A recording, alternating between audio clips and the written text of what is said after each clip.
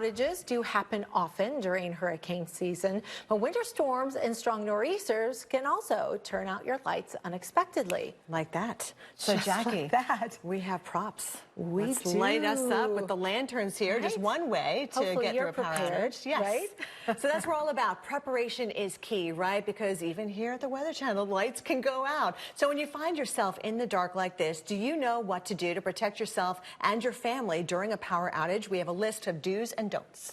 So joining us now from Jersey City, New Jersey, via Skype to take us through the list is Matthew Teter, a spokesperson for the American Red Cross. Good morning to you. Hi, good morning. All right, so walk us through what you should not do during a power outage. Sure. So you want to make sure that you have flashlights surrounded, placed throughout your home to make sure you don't have to use candles. Candles can create an unnecessary fire risk in addition to the risk associated with power outages. It's a good idea to purchase a generator, but make sure that that generator is outside, safely away from your home. A generator inside can generate carbon monoxide, which can create a dangerous situation for you and your family. You want to make Go ahead. Yeah, you also want to make sure that food is stored in the refrigerator and the freezer, and keep those doors closed for as long as possible. Exposed food for 2 hours should be thrown out. And, you know, I think, Matthew, a lot of people reach for the candles, right? Those nice, big, thick ones. But you're saying not so fast. Don't do that, right? Yeah, absolutely. I like to keep flashlights on my nightstand. So every member of the family should have a flashlight that's easily reachable during a power outage. And have batteries. Absolutely, that actually lots of batteries. Definitely. Yes. So let's talk about the danger of down power lines. What should you do if you come across a down power line? Yeah, absolutely. So down power lines, you should always consider that they're live, even if you think for some reason they've been disconnected from the power source. Stay away from those. Don't walk over them. Don't drive, and call 911 if you see down power lines in your neighborhood. All right, let's take a look at the things that you should do to prepare for a power outage.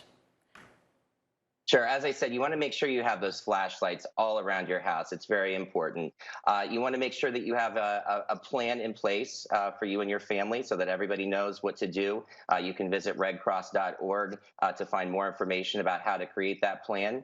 Make sure you have a NOAA radio so that you are in communication and you know what's going on around you. Make sure that that radio is crank or battery operated so that you always can access weather reports and emergency alerts from local officials. It seems like power always goes out at the most inconvenient time, right? Like you're in the shower or you're trying to make dinner or something like that. And of course, the first question you ask yourself is like, oh my gosh, is this going to come back in 5 seconds or is this going to come back in 5 hours, right? So what should you do to help keep yourself informed as to when maybe that could happen for you? Absolutely. So you want to make sure that you leave at least one light switch on so that you know when the power comes back on. That's first.